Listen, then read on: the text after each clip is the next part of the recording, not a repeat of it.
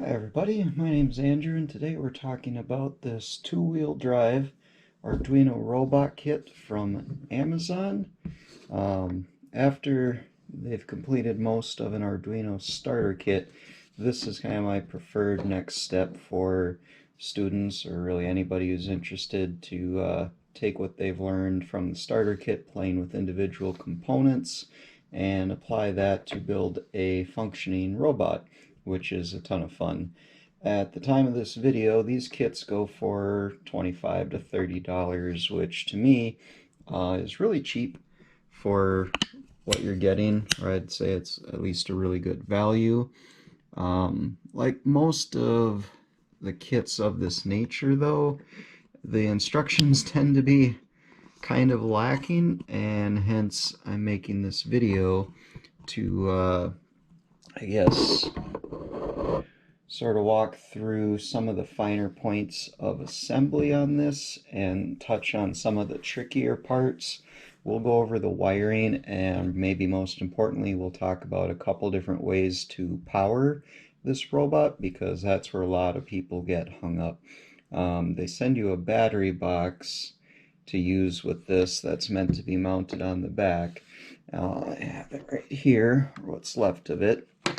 They send this, and it's intended to use some special lithium cells that most people just aren't going to have lying around the house, and so those batteries aren't included, nor any type of charger for them, even if you did have them. So chances are good you'll have to veer off from the directions and get creative about how to actually power up this robot and use something other than this battery box that they send. So we'll talk about a couple of options to get over that hump in a bit. First, let's do an overview of the robot in its assembled form here. I've got everything on here except for that battery box, as I had mentioned. And I wanted to throw out a couple of, I guess, assembly tips for people on this. For starters, you're going to need a better screwdriver or screwdriver set than what they send you. It doesn't have to be anything super crazy. I only needed 2, maybe 3 different bits. This is a little $3 thing that I found at a store recently, but the screwdriver they send you isn't going to get you through this very well. You're also going to need to hunt up a small pair of pliers. If you have a little, try and get these out one-handed. If you got some little Leatherman, this is a little bit big, but something spring-loaded is nice. You're going to need pliers for sure in order to hold some stuff on the backside while you're tightening things up with that screwdriver. And yeah, I think that, let's look at the bottom of this. These, let me see if it will stand somewhat on its own. Maybe we can use the T to help with that and keep it somewhat upright. Maybe. I don't know if this will stay or not. Get my little pointer tool here. So these aluminum blocks that they give you that make up the motor mount, watch out for those, because they're on the holes for the screws that you have to put through into them from the other side. They're only threaded on one side, so if you put them in upside down, you won't be able to put a screw into this end like you need to do on the top. That's like these two here. So watch out for those aluminum blocks. Make sure you get them right side up, and try and put the long part of your bolts through to the inside, because they will rub on the tires. You want the motor part of the motor gearbox assembly facing forward, and ideally with the wiring on the inside on both sides, so you can just have a clean, easy path through the holes on the bottom that they give you for that. The servo mount is a little bit tricky because they give you teeny tiny little screws and bolts and nuts for that. I managed to get mine with the bolts coming through the bottom, and my nuts for those are up in there, but that was pretty tricky to do. It won't really hurt anything if you just take the easier route and put those tiny bolts up from the bottom and put the nut on this side. But that's an area where definitely having some pliers to help you hold the nut and spin it in with the screwdriver. That's pretty tricky.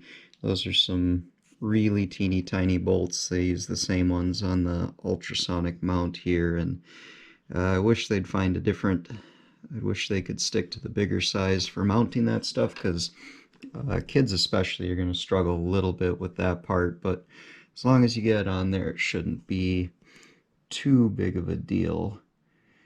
Let's see, what other notes do I have here? The only other thing that was on the bottom that we didn't talk about was the caster wheel, and that's pretty straightforward. They do have you use the spacers for it to get a little bit more height so the robot kind of sits level. And yeah, that's pretty self-explanatory. Metal spacers like used on the caster wheel are also used to hold up the Arduino board and the motor controller. That's this part here, the red circuit board. Your motor controller stands on those little pedestals. The ultrasonic and the infrared receiver use those little plastic washers to stand those off of the surface just a little bit, because there's some circuitry Hudamakai stuff on the bottoms of both of those pieces, so you want to be sure to get those spacers in there, but other than that, they're somewhat self-explanatory. I'd recommend you just go ahead and assemble the whole robot from start to finish. If you're following their instructions that they send, they'd have you learn about individual pieces one at a time first, like you'd have a chapter on this module and this and that, and that's okay if you want to, but if you've already done the starter kit, it's probably not necessary for you. You can probably just jump to building and putting this whole unit together, start to finish. Check on my website for a wiring diagram, because they don't really have any one complete diagram that was satisfactory to me. If you just kind of skim through their whole instruction document up and down, you can put it together.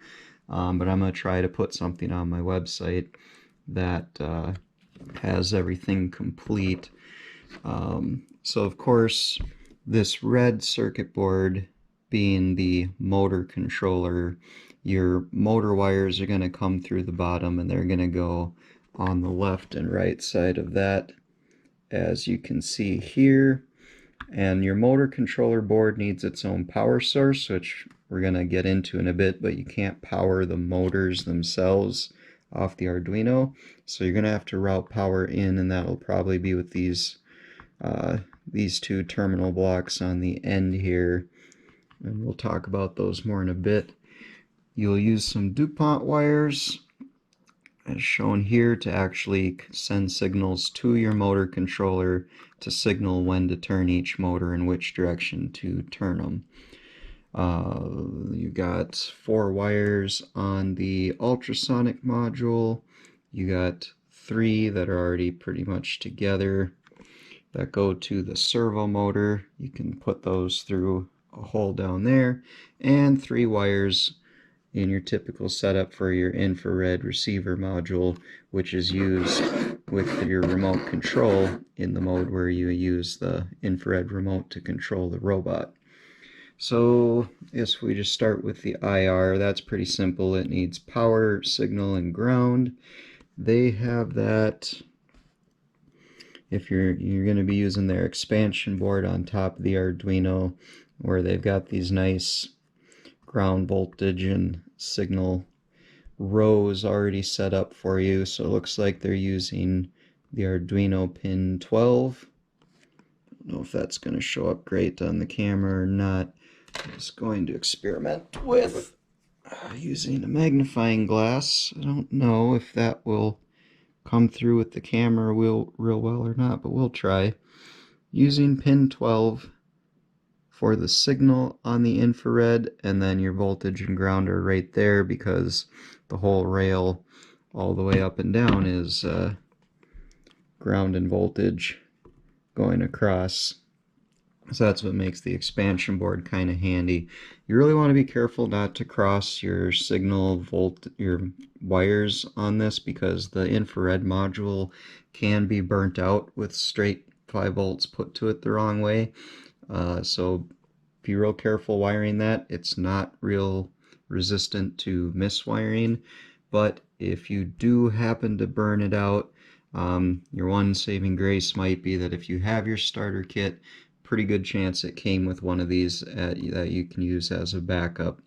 If you don't get a red light on this, and if it doesn't blink when you point a controller at it and press the buttons, that's a pretty good sign that it's fried.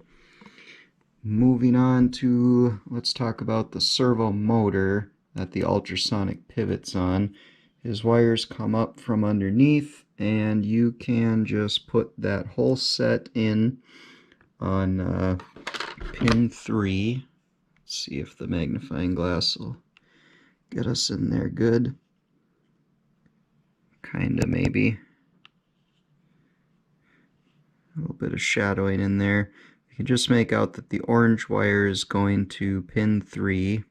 That's not too bad. And then his voltage and ground, the red and brown wires that follow after that, that's all one connector, so you just stab that right in there. You've got the 4 wires for the ultrasonic coming back on some DuPont cable, and it's not critical what colors you use, you just have to keep track of them and make sure that they end up in the right spot. You know, it doesn't really matter if it's orange or whatever, just keep track and put them where they need to go.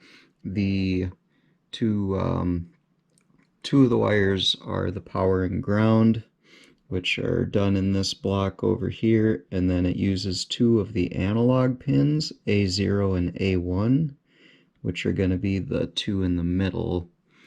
And you're going to want to do what you can to get those hooked up in the right spot. So it gets 2 wires for voltage and ground, 2 wires A0, A1 to run your ultrasonic module there. And what's that leave? The motor controller. Some more cables that come out of that. Again, the color's not that critical. I just tried to use some that were a little bit different than my other 4 set. The signal wires for that, you're just going to route to, they're using D2, D4, D7, and D8 for those. You can see those just going across there. Let's see if that angle's any better.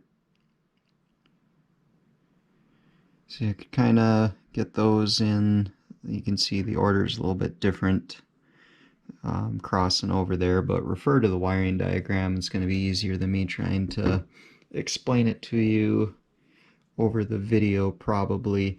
And that only leaves the tricky part of hooking up the power to the motor controller, your red circuit board.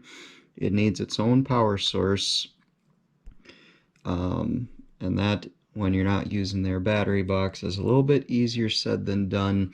There's a couple ways you can go about that, but I'm going to show you the easiest way to cheat, which is a little bit risky for your Arduino. You are running maybe a small risk of frying something if you go this route, but it seems to be working, and we just want to see a robot run. So I'll kind of reveal the secret wire here. If you go from positive on the left, far left terminal, and ground in the middle, you can cheat and just put those to the power input terminals on the expansion board. That's not really what you should do, but it works and it's easy, and so that's pretty much what we're rolling with. At least until I fry one of these, I'm not going to worry about this too much. Oh, and there I went and pulled out one of my wires. That's always fun. Maybe I get to then show you how that gets put in there. Let's see, that was the one on the far left. Now we get to do a little example.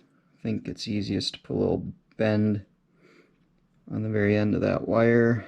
If you think of it, you can just do this before you bolt the Arduino and the motor controller board down, but you can still fish these in there very carefully, like if you end up in my boat. And it's very common for these wires to get pulled off, so let's get him in there underneath the terminal. Give that a little tighten. Hopefully that will stay. And carefully just going to tuck these, because these were way longer than they needed to be underneath. And that's how I'm cheating to power the motor controller board. And what that means when you're doing it that way is all that really matters is that you get some kind of power into the Arduino, either through the barrel jack or through the USB. So let's arrange this a little bit and show the couple of ways that you can do that. I'm just checking my other notes quick to see. Yep, that's what we wanted to talk about next. So one option is to use some kind of a USB battery bank like this, because we know we can power the Arduino over USB like we do when we plug it into the computer. So you can, if you're hooking up your motor controller board that way, you can just take a short USB cable, and I've already got the Arduino programmed with the self-driving code, so from there we can just plug this guy in. It's probably upside down. And there you go. With the self-driving code, the robot looks around with the ultrasonic and drives itself. And you can see that the motors turn, and they've got enough power to actually move the robot, until I block it anyways. We don't need it to drive off the table, so that might be your easiest option, perhaps, just using the USB battery bank and a USB cable like that. You can also use a 9-volt battery, but you can't just use any old 9-volt battery. Will not cut the mustard, and I'll demonstrate that to you here. I've got 3 batteries. I have a brand new powerful cell. This is the one that comes in the starter kit. It's brand new, but it is not, as it claims, a powerful cell. It is not heavy duty in the slightest, and I'll show you how it does not have enough power to run this robot. Then I've got a used Rayovac. This probably would have worked when it was new, but I don't even know how old this is. I just pulled this out of a drawer. It was probably beeping in a smoke detector. And I've got a brand new Duracell, which is going to be, I'll give you a spoiler, the only one that ends up working for any of this. So let's, you can use any variety. Your starter kit probably came with some kind of nice connector like this for the barrel jack. That's probably going to be your simplest and most straightforward option. So let's go ahead and just hook up our powerful cell. And I'd like to have the robot wheels off the ground so it doesn't drive away. Let me see what I've got for that. Maybe just stick the multimeter under there so that the robot won't actually drive away on me. Alright, let's try our powerful cell. I already know what the result of this is. You can put it in and it will do something like this, or any weak battery is basically going to have a reaction like this. You'll see the servo kind of twitching, you'll see the lights dimming on the Arduino, and basically the issue is this battery just cannot supply the current required to power all this stuff on this robot. So even though it's brand new, you're not going to be able to use something like that. You can try a unknown battery that you found rolling around in a drawer somewhere, and something used, and see what that gives you. With that one, the servo will actually look around a little bit and the motors move, but only one of them really moves, and it does so in a very weak manner. You can still see the LEDs kind of dimming on the Arduino. It's browning out, and that just doesn't cut it either. Really, a 9-volt is a pretty marginal way to power this robot, no matter what way you go about it. But if you have a good brand name battery that's brand new and fresh, that's going to be probably your only option if you're wanting to run it from a 9-volt. So let's try a new Duracell. There we go. Motors are strong, and it's able to actually do what it's supposed to do. And whatever you do end up using, be it a battery pack or whatever, you can just try to get a little bit creative, pull out a rubber band, pull out whatever's handy, and find some way, twisty ties, do something, get her attached on there, and then your robot should drive. Across the messy house, through the cat toys, and it saw the wall. Now it's cruising over here. Oh, it sees the couch and the laptop bag. So a 9-volt will work, but you'll have to have a good one.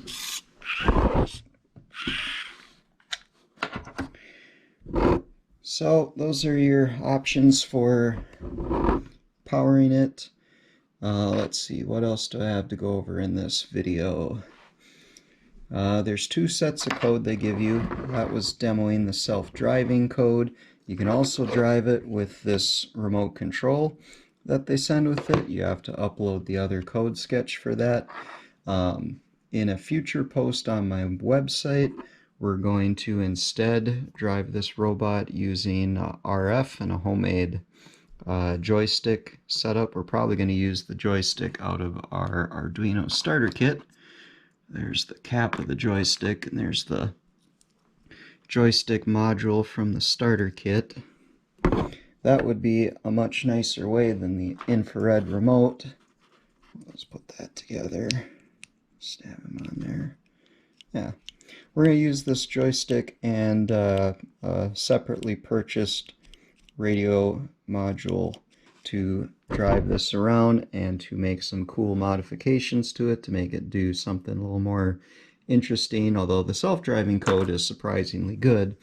But for manually driving it, we're going to try and make some improvements on that and make it a little bit cooler. So watch for that on my website, find the wiring diagram.